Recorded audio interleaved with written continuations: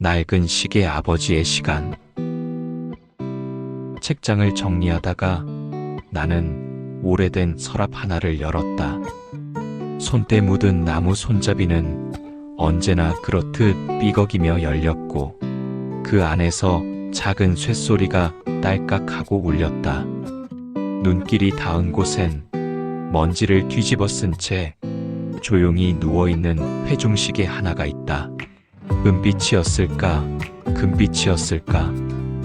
색깔은 이미 발에 알아볼 수 없었다.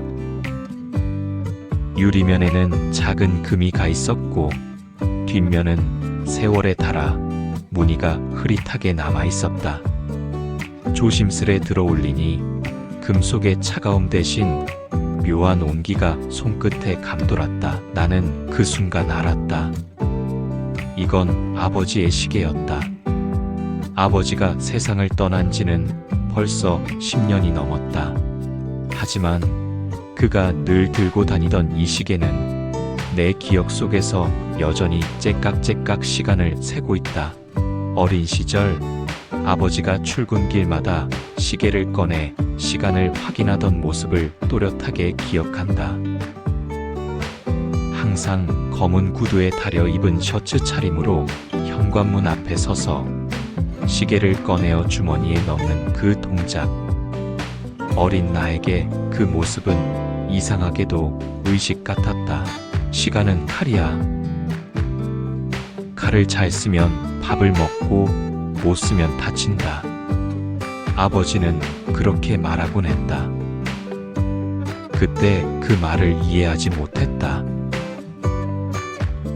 시간이 왜 칼인지, 왜 아버지는 매번 그 말을 입에 올렸는지. 하지만 아버지의 손에 들린 시계는 언제나 반짝였고 그것만은 분명히 멋져 보였다. 아버지는 공장에서 평생을 일하셨다. 고된 노동에도 늘 시간을 지키는 분이었고 지각하거나 약속을 어기는 법이 없었다. 손에 기름때가 묻어도 퇴근길엔 늘 시계를 꺼내 나를 기다렸다. 초등학교가 끝나는 시간에 맞춰 정문 앞에 서 있는 아버지를 보며 나는 왠지 든든해졌다. 그러나 세월은 생각보다 빠르게 흘렀다. 내가 중학생이 되면서 아버지의 시계는 더 이상 자랑스럽게 보이지 않았다. 친구들이 전자시계를 차고 다니며 알람을 울릴 때 아버지의 낡은 회중시계는 촌스러워 보였다. 아빠, 왜 그런 구식 시계를 계속 써? 나는 퉁명스럽게 물었던 적이 있다. 아버지는 잠시 말없이 시계를 쓰다듬더니 짧게 대답했다. 첫 월급으로 산 거다. 내 손으로 번 돈으로 처음 산 물건. 그 목소리에는 묘한 힘이 있었다. 하지만 사춘기였던 나는 그 말을 가볍게 흘려듣고 말았다. 뭐, 그냥 오래돼서 바꾸지 못하는 거겠지. 그때의 나는 그 속뜻을 알지 못했다. 아버지가 돌아가신 건 내가 군대를 다녀온 직후였다.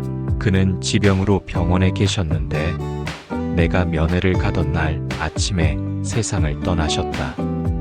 마지막 인사를 하지 못했다는 사실은 오랫동안 내 마음을 무겁게 눌렀다.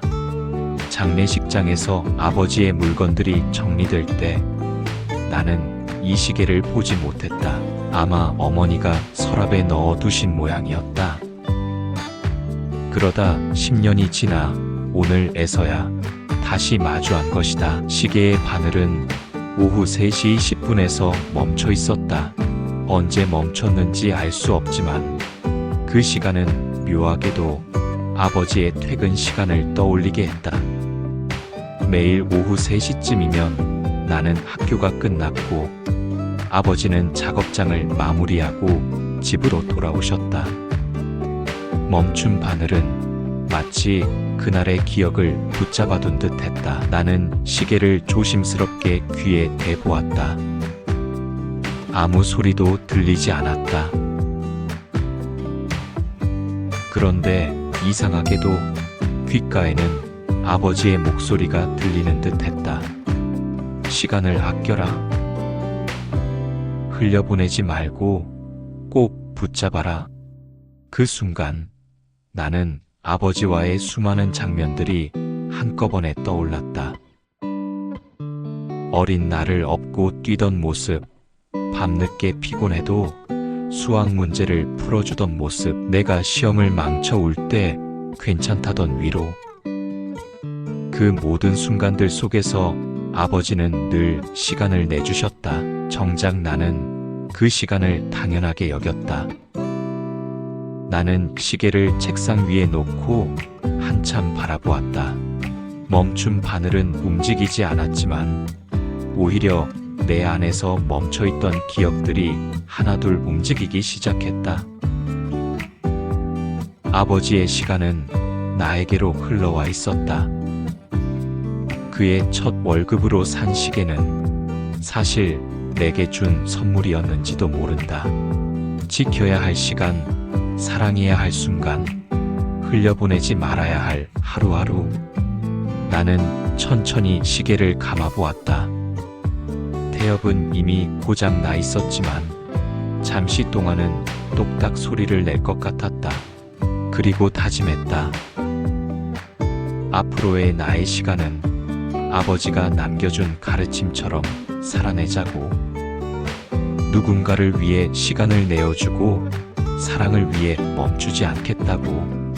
밤이 깊어가고 창밖에 별빛이 희미하게 반짝였다. 책상 위의 시계는 여전히 움직이지 않았다.